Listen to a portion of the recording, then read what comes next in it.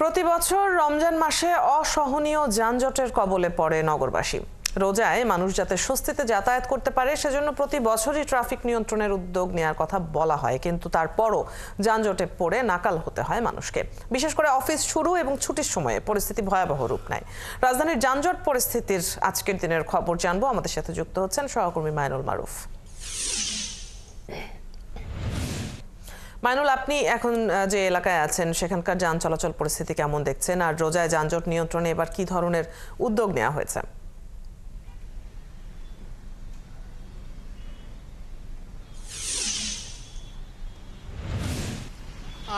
আমি এখন আছি বিজয় সরণি এলাকায়। কিছুক্ষণ আগে গুলিস্তান এবং পল্টন সহ অন্যান্য এলাকায় কিন্তু আমি ঘুরেছি এবং সেসব এলাকায় যেমনটা দেখেছি যে আজ কিন্তু সকালের দিকে একটু যানজট ছিল অফিস টাইমে। সে সময় মানুষ যেহেতু বেরিয়েছিল অফিসের উদ্দেশ্যে, সে সময় গাড়ি চলাচল কিছুটা বেশি ছিল। এখন যেহেতু অফিস টাইম শুরু হয়ে গিয়েছে, এখন যান চলাচল অনেকটাই কম। বিশেষ করে আমরা দেখি যে ঢাকা শহরের সড়কে ব্যক্তিগত গাড়ির চাপ যখন বেশি থাকে তখনই কিন্তু দীর্ঘ লম্বা যানজটের সৃষ্টি হয়। আজ কিন্তু সেই তুলনায় বলা যায় যে রাস্তায় গাড়ির চাপ কম, এবং আমরা গুলিস্তান সহ মহাখালী বনানীতেও আমরা দেখেছি, এবং মহাখালী বনানীতে এই মুহূর্তে গাড়ির চাপ কিছুটা বেশি আছে। গুগল ম্যাপেও কিন্তু দেখা যাচ্ছে যে দীর্ঘ এলাকা কিন্তু লাল হয়ে আছে, এবং তবে অন্যান্য এলাকায় কিন্তু যানজট তেমন একটা দেখিনি। যে স্বাভাবিকভাবে যে পরিমাণ গাড়ি চলাচল করে তা কিন্তু চলছে, এবং এর পাশাপাশি পুলিশের পাশাপাশি আমরা দেখেছি যে রাস্তায় কিন্তু শিক্ষার্থীরাও কিন্তু ট্রাফিক নিয়ন্ত্রণে কাজ করছেন, এবং তারা যেমনটা জানিয়েছেন সড়কের যে গাড়ির যে শৃঙ্খলা রক্ষায় তারা এই সাময়িক সময়ের জন্য নয়, তারা দীর্ঘমেয়াদী কাজ করছেন, এবং তারা চান যে শহর যানজট মুক্ত থাকুক। রোজায় অন্তত পক্ষে মানুষ স্বস্তিতে বাড়ি ফিরুক, ইফতারটা যেন বাড়িতে সবার সাথে করতে পারে, সেই লক্ষ্যে কিন্তু তারা সর্বদা সচেষ্ট আসেন বলে কিন্তু আমাদেরকে জানিয়েছেন।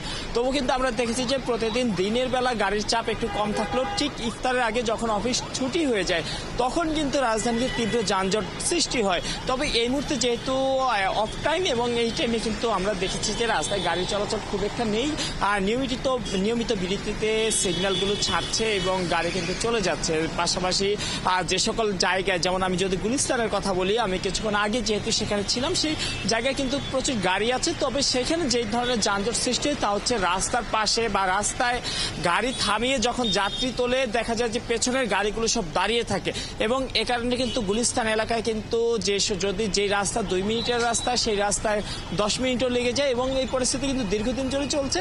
তবে আজ যেহেতু গাড়ির চাপ কম, সেখানে কিন্তু গাড়ির চলাচল চলছে। তবে যে বলছিলাম যে কৃত্রিম যানজট সৃষ্টির যেই প্রক্রিয়া আমাদের ঢাকা শহরে আমরা রেগুলার দেখি, সেই প্রক্রিয়া কিন্তু গুলিস্তান এলাকায় রেগুলারই থাকে, এবং তারই কিন্তু একটা বলা যায় যে বহিঃপ্রকাশ আমরা দেখতে পাচ্ছি। গুগল ম্যাপেও কিন্তু দেখাচ্ছে সেই এলাকায় প্রচুর গাড়ির চাপ রয়েছে।